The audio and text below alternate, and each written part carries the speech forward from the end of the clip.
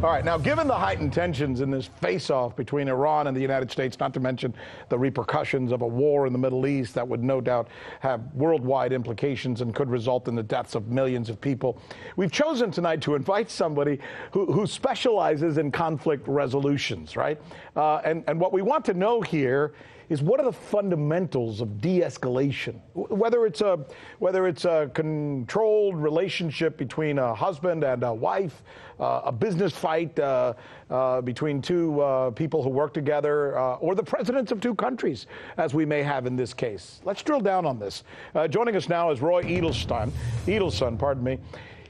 He is a clinical psychologist with decades of experience who's also written about how to apply it to social and political matters in his book. It's called Political Mind Games: How the 1% Manipulate Our Understanding of What's Happening. This is fascinating, Dr. Eidelson. Thank you so much for joining us. First, put your clinical hat on for us. What do you say in a case like what we see today, where we're all worried that there's going to be perhaps some kind of war in Iran?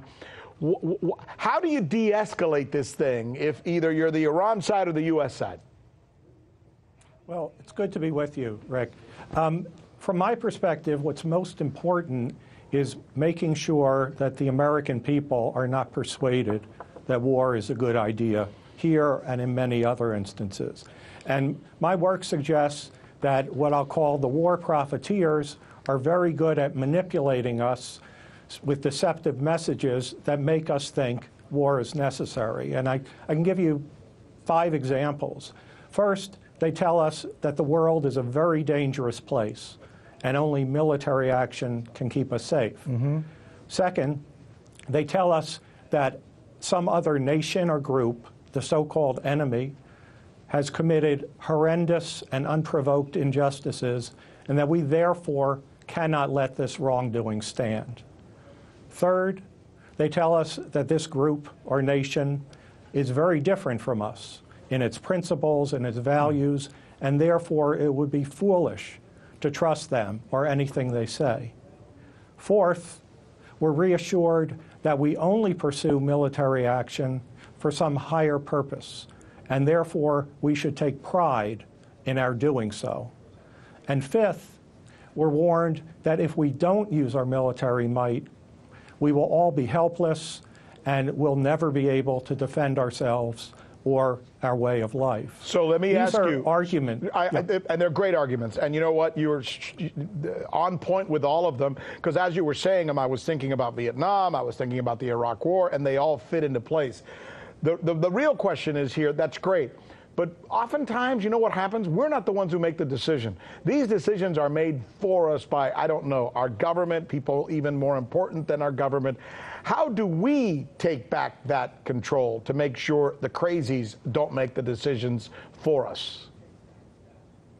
Well, often those decisions are made after public support has been obtained. That's the case, if we go back to the Iraq War, as awful as that was and unjustifiable on so many grounds, the American public in polling before the war were in favor of it.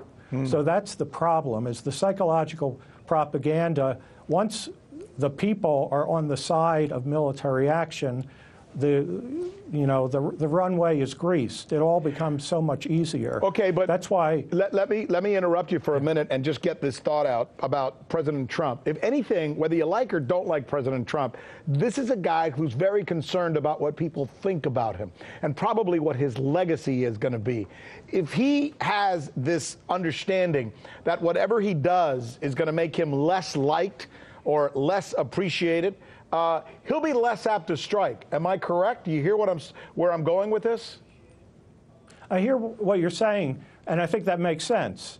So the way to make him think this is a bad idea, using the argument you're presenting, would be to make sure that the public in this country clearly doesn't support those actions. He wants to be popular. To the extent that's important, he won't do what the American people don't want. But there are some very powerful forces that are always in favor of war. So what you're essentially saying is, and I think this is somewhat fascinating, think about it for a minute, the only way to get mom and dad to agree or somehow come to resolution with their conflict is for the kids to put the right pressure on them to make them do that. And I think whether it's a marriage or two governments, in the end, it has to be organically delivered from underneath, not from the top. And that's what I got. That's my takeaway from the way you explained this situation. Doctor, we're out of time, but thank you so much for joining us. We really, really appreciate it. So you haven't heard that we're the ones covering the stories that you won't see covered anywhere else? In Venezuela, Kazakhstan, let's go to Hong Kong. And the media reaction to that has been crickets. How about the way we cover those stories? What the hell does that mean? Wawai, wawai, wawai. That's the key word in this case, uprising. Keep? Can you believe that? Watching. This is the right thing for members of the media to do, to actually pick sides. Look, if you like what you see, subscribe.